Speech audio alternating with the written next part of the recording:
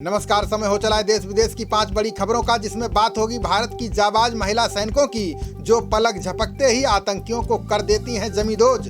बताएंगे दिल्ली में ध्वनि प्रदूषण फैलाने वालों की अब कैसे आएगी सामत। चर्चा करेंगे अफगानिस्तान की, जिसने तालिबान के भय से भारत, रूस और चीन से मदद की गुहार लगाई है। बताएंगे केरल में जीका वायरस के दस्तक देते ही कैसे मच गया हड़कंप। अंत में बात करेंगे एक ऐसे तूफान की जो 16,000 किलोमीटर की रफ्तार से धरती की तरफ आ रहा है। तो आइए खबरों की शुरुआत उन बहादुर महिला सैनिकों से करते हैं जो पलक झपकते ही दुश्मन को कर देती हैं खामोश। बता दें कि असम राइफल्स की महिला सैनिकों को सेना में बड़ी जिम्मेदारी सौंपी गई है। महिला सैनिकों को पुरुष जवानों के सहयोग के लिए मध्य कश्मीर के गांदरबल में तैनात किया गया है, जहां वे आतंकवाद विरोधी अभियानों में जवानों का साथ दे रही हैं। इनकी तैनाती से कश्मीर की महिलाओं को भी बड़ी राहत मिली है। महिला सैनिकों की तलाशी के लिए मोटर व्हीकल चेक प्वाइंट्स पर तैनात किया गया है। इसके साथ ही वे घर घर की तलाशी में भी पुरुष जवानों की मदद कर रही हैं। एक महिला सुरक्षा कर्मी ने बताया कि अपने अभियान के दौरान हम ध्यान रखते हैं कि महिलाओं को किसी भी समस्या का सामना न करना पड़े। तलाशी के बाद हम उन्हें सुरक्षित स्थान पर भी पहुंचाते हैं। वहीं एक और महिला सुरक्षा कर्मी ने बताया कि हम पुरुषों की तरह ड्यूटी करते हैं, घेराबंदी और तलाशी अभियान भी चलाते हैं। हम किसी से डरने वाले नहीं हैं। हमें चुनौती भरा काम करने में मजा आता है। बता दें कि इन महिला जवानों को पहले कश्मीर के कुपवाड़ा में तैनात किया गया था। इन्हें नशीले पदार्थों की बढ़ती तस्करी को रोकने की जिम्मेदारी दी गई थी, जहां पर महिला संदिग्धों की तलाशी लेने में पुरुष जवानों को दिक्कत हो रही थी। वहां महिला जवानों के आने से तस्करी को रोकने में मदद मिली है। तलाशी लेने में पुरुषों की अपेक्षा महिला सैनिकों ने ज्यादा अच्छे काम किए हैं। राजधानी दिल्ली में ध्वनि प्रदूषण फैलाने वालों की अब खैर नहीं होगी। इसको लेकर दिल्ली प्रदूषण कंट्रोल कमेटी ने कई कड़े और बड़े कदम उठाए हैं, जिसमें कमेटी ने जुर्माने की राशि में संशोधन करने का ऐलान कर दिया है।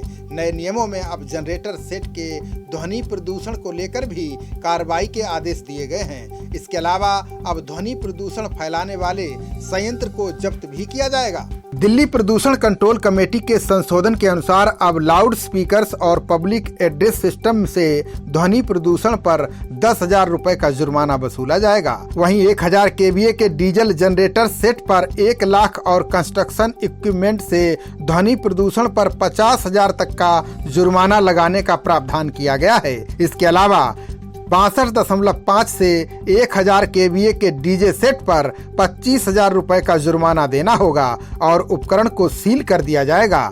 वहीं 62.5 kVA तक के डीजे सेट पर उपकरण सील करने के अलावा 10,000 रुपए का जुर्माना वसूल किया जाएगा। यदि निर्माण कार्य करने वाले उपकरणों से ध्वनि प्रदूषण होता है तो 50,000 रुपए का जुर्माना देना होगा। साथ ही ध्वनि प्रदूषण पैदा करने वाला उपकरण भी सील कर दिया जाएगा। दिल्ली प्रदूषण कंट्रोल कमेटी के संशोधन का ये प्रस्ताव एनजीटी द्वारा स्वीकृत भी कर लिया गया है।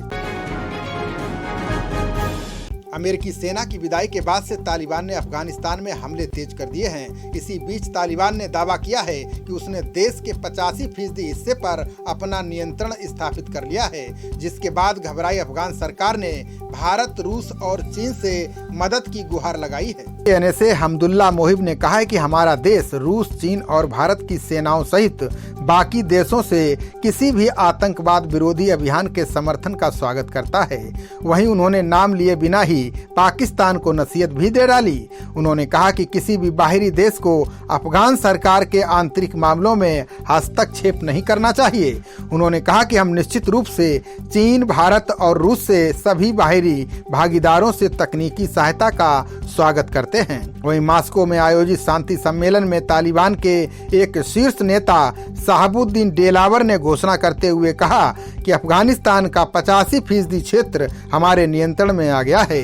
सैन्य विशेषज्ञों का मानना है कि राष्ट्रपति जो बाइडेन की हड़बड़ी में अमेरिका सेना को वापस बुलाने वाले फैसले ने तालिबान को मजबूत किया है। विशेषज्ञों का कहना है कि अफगानिस्तान की मौजूदा सरकार आने वाले महीनों में चल सकेगी, इसकी संभावना ना के बराबर है। वहीं रूसी दूतावास ने कहा कि अफगानिस्तान में स्थिरता की स्थिति तेजी से बिगड़ रही है। हम इसका दोषी अमेरिका और अन्य नाटो देशों के सैनिकों की जल्दबाजी में हटने को देते हैं। अमेरिकी खुफिया समुदाय ने कहा कि सेना की वापसी के 6 महीने के भीतर अफगानिस्तान का पतन हो जाएगा। पूर्वोत्तर राज्य केरल में कोरोना महामारी के बीच अब जीका वायरस का खतरा मंडराने लगा है। एक गर्भवती महिला सहित 14 लोगों में जीका का संक्रमण मिलने के बाद हड़कंप मच गया है। वायरस की पुष्टि होने के बाद राज्य के सभी जिलों में हाई अलर्ट जारी कर दिया गया है। केरल की स्वास्थ्य मंत्री जीना जॉर्ज ने बताया कि जीका वायरस की रोकथाम के लिए कार्य योजना तैयार की गई है। तिरुवनंतपुरम से पुणे के नेशनल इंस्टीट्यूट ऑफ वायरोलॉजी को भेजे गए 19 नमूनों में से 13 में जीका संक्रमण की पुष्टि हुई है। सभी 13 संक्रमित तिरुवनंतपुरम के निजी अस्पताल में काम करने वाले स्वास्थ्यकर्मी हैं। इसके अलावा एक 24 वर्षीय महिला में भी पिछले दिनों जीका बीमारी का पता चला था। जॉर्ज ने बताया कि उन क्षेत्रों और अस्पतालों पर ध्यान केंद्रित करते हुए कड़े निवारक उपाय किए जाएंगे। स्वास्थ्य मंत्री ने कहा कि सभी जिला चिकित्सा अधिकारियों को सतर्क रहने के लिए कहा गया है। फिलहाल घबराने की कोई बात नहीं है। सरकार जीका वायरस बढ़ने से रोकने के लिए हर संभव प्रयास कर रही है। सभी अस्पतालों को सतर्क कर दिया गया है। इसके अलावा जीका वायरस का पता लगाने वाली प्रयोगशाला की सुविधा को बढ़ाया जाएगा। साथ ही जागरूकता अभियान चलाया जाएगा। स्वास्थ्य मंत्री ने बुखार, सिरदर्द, शरीर में दर्द या लाल धब्बे जैसे लक्षणों वाले लोगों से तुरंत इलाज कराने और स्वास्थ्य अधिकारियों को सूचित करने का आग्रह किया। ये पहला मौका है जब केरल में जीका वायरस के मामले सामने आए हैं। सूरज की सतह से पैदा हुआ शक्तिशाली सौर तूफान करीब 16,000 किलोमीटर प्रति घंटे की रफ्तार से पृथ्वी की तरफ बढ़ रहा है। माना जा रहा है कि ये तूफान रविवार या सोमवार को किसी भी समय पृथ्वी से टकरा सकता है। वैज्ञानिकों का कहना है कि तूफान के कारण सैटेलाइट सिग्नलों में बाधा आ सकती है। इसके अलावा विमानों की उड़ान, रेडियो सिग्नल पर भी इसका प्रभाव देखने को मिल सकता है। एक वेबसाइट ने दावा किया है कि सूरज के वायुमंडल से पैदा हुए इस सौर तूफान के कारण अंतरिक्ष के एक क्षेत्र में काफी प्रभाव देखने को मिल सकता है। उत्तरी या दक्षिणी अक्षांशों पर रहने वाले लोगों को रात में सुंदर अरोरा देखने को मिल सकता है। बता दें कि ध्रुवों के नजदीक आसमान में रात के समय दिखने वाली चमकीली रोशनी को अरोरा कहते हैं। नासा के वैज्ञानिकों का अनुमान है कि ये सौर हवाएं 16,000 किलोमीटर प्रति घंटे की रफ्तार से आगे बढ़ रही हैं। इसकी स्पीड और भी ज्यादा हो सकती है। विशेषज्ञों का कहना है कि अगर अंतरिक्ष से महा तूफान आता है तो धरती के लगभग हर शहर से बिजली गुल हो सकती है। तूफान का असर सैटेलाइट पर हो सकता है।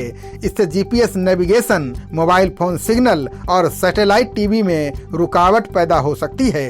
पावर लाइंस में करंट तेज हो सकता है, जिससे ट्रांसफार्मर जैसे अन्य उपकरण फूंक सकते हैं। हालांकि आमतौर पर ऐसा कम ही होता है, क्योंकि धरती का चुंबकीय क्षेत्र इसके खिलाफ सुरक्षा कवच का काम करता है। बता दें कि इससे पहले वर्ष 1989 में आए सौर तूफान की वजह से कनाडा के क्यूबेक शहर में 12 घंटे के लिए बिजली गुल हो गई थी, जिससे लाखों लोगों को मुसीबतों का सामना करना पड़ा था। खबरों का सिलसिला जारी रहेगा। देखते रहिए जनप्रवाद। नमस्कार।